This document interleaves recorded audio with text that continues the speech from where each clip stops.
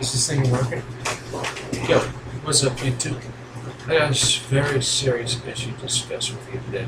I really hope this mic is working alright. Listen, I'm gonna be quiet about this, simple as that. But the subject we're talking here is gun control.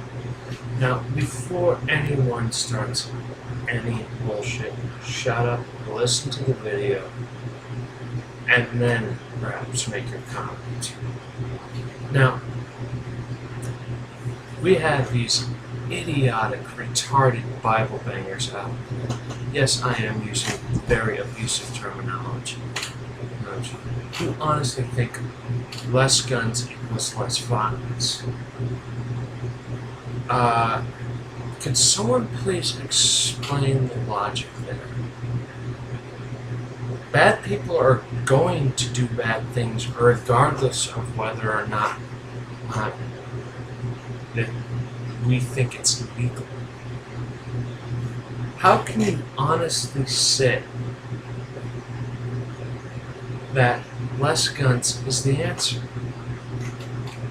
Now, yes, I'm not denying the fact that more guns means easier access.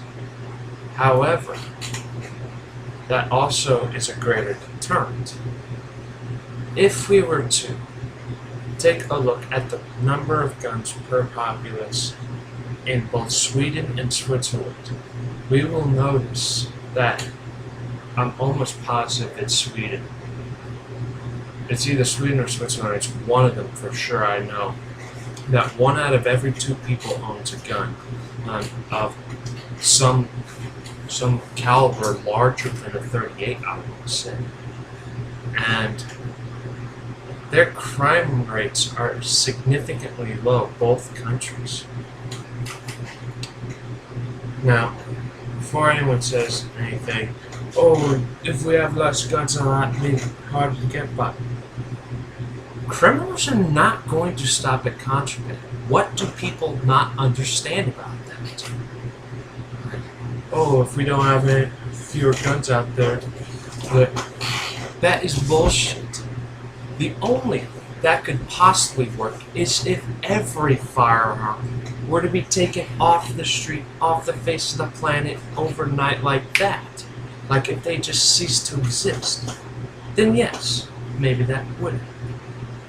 But there again, bad people are always going to find a way to do bad things. Rapists are always going to want to rape someone. Murderers are always going to want to kill, especially if they're the serial killer variety. Now, how can anyone honestly expect people to not realize this and just let them blindly make up these laws that inhibit, here in the States, the Second Amendment rights belonging to every U.S. citizen? Now, just because you don't own a gun doesn't mean anything.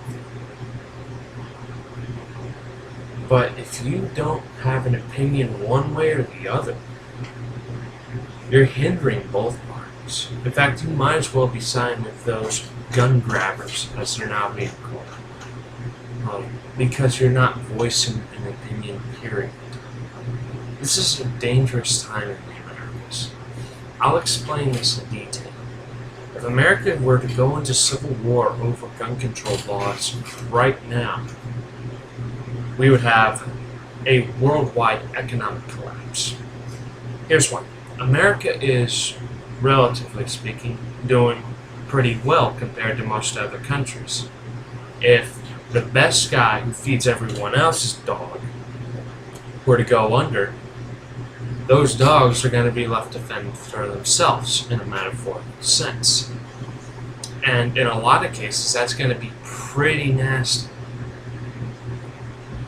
We're talking so bad that what we saw in the Great Depression would be a drop in the bucket compared to the bloodshed. We could honestly see a major reduction in human population worldwide over the course of several years. Just here in America, I know anyone who owns a gun who is 80 respectable, law-abiding citizen like myself, who believes in the Second Amendment, they're not going to give that up. That's when they're going to say, no, enough is enough. You're going to have to pry it out of my cold, dead, clammy hands type of situation. And that alone is going to cause a lot of bloodshed, just here in America. Now, if that were to start happening, then it starts a domino effect. It's like taking away the top predator in a very well-balanced, but delicately so, ecosystem. Let's see, perfect example. It would be like taking every snake in Africa and just dumping it in the ocean. Most of them are going to die. Now, that may not seem significant on its own, but the effect it has on that ecosystem.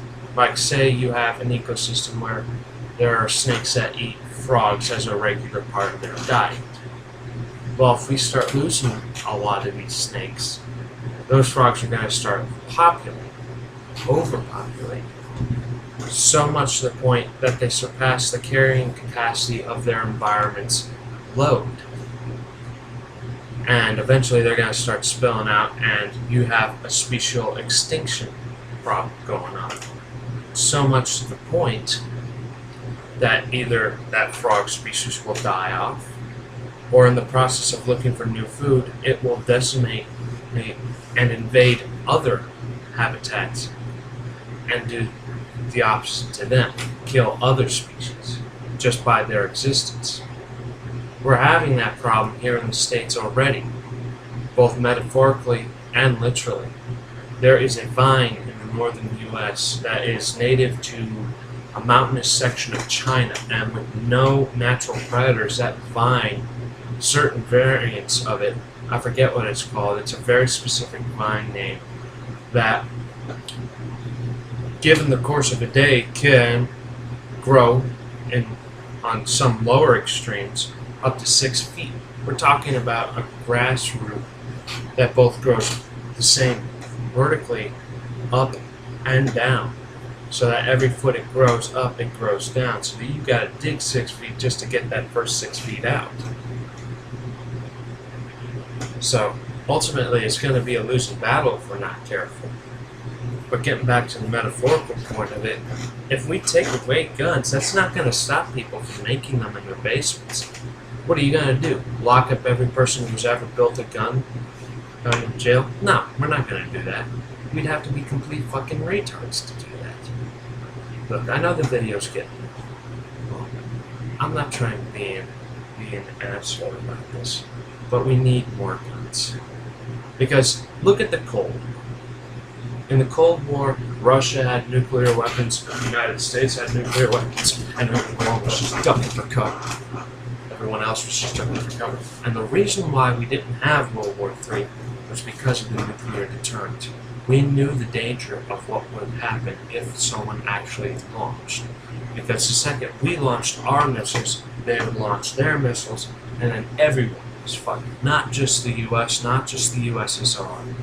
Everyone. Like, the whole planet is fucking screwed. Just every single inch of it. And if we were to apply the same principle, it becomes a natural deterrent. People are going to say, well, if you don't have them to begin with, then there's no need to be worrying about it. Wrong. This is why. You never bring a knife to a gunfight. Why? Because a gun's always better. Unless you are within, I believe the minimal is like 15 feet according to the FBI or CIA feet. That if you can keep a person that far away, right, if they're under 10 feet, yes, this will kill them. Kill them, no problem, if you're good with it. But, right, if you have a gun and they're like 20 feet away, correction, I take that back. It's like, CIA says it's like 23, 24 feet for a minimal safe distance. Minimal 17, maybe. Something about that's running through my head. But That alone is food for thought. Because think about it. Right. You're going to lose every time you bring a knife to a gunfight. You bring a gun to a knife fight, you're going to win every time. It's just that simple. What else is there wrong in the world? Wrong. If we have more guns and more citizens are armed, I'm encouraging people to buy guns now.